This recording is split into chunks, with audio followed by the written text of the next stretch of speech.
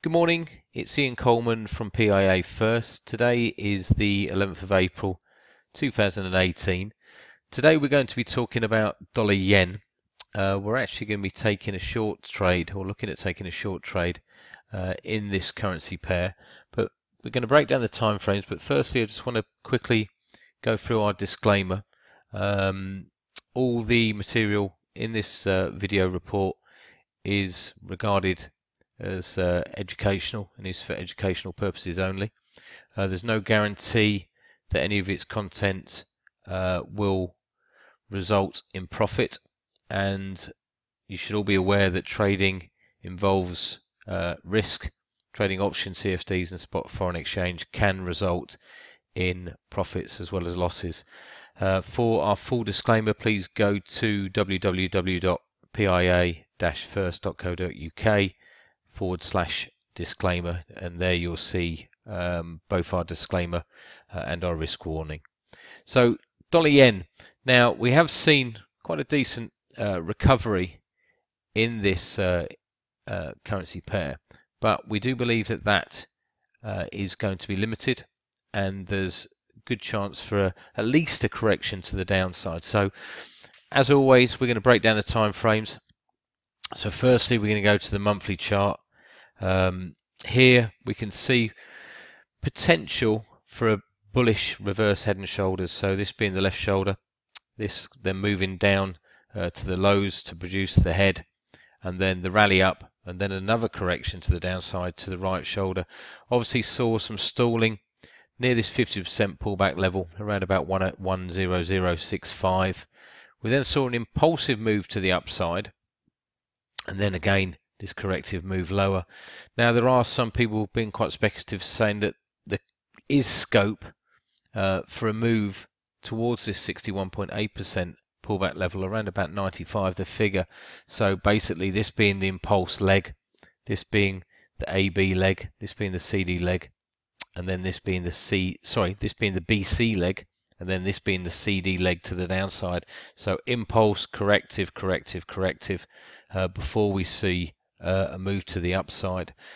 So the monthly chart, or these longer time frames, are quite mixed in the outlook, but the long-term view is still to the upside.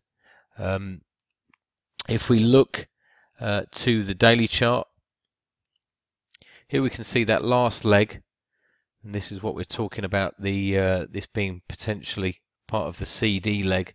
Okay, moving lower in an Elliott wave formation. So we had wave 1, retraction in wave 2, impulse 3, again pullback in 4, and then down to 5. 261.8% Fibonacci level, located at 104.54, and we've seen this recovery higher. Now the channel top is located around about 107.35, and we can see that that's constantly halting this buying pressure. We have got our bespoke resistance at 107.80, and we're looking for that to cap any further rallies. And in fact, if we just pull back, we can see that this area here and also this area here has been support in the past and should now become resistance, and at least temporarily halt this rally in dollar yen. So going to the shorter time frame, which is sort of our trigger chart, if you like, a bit messy. We've got two channels here.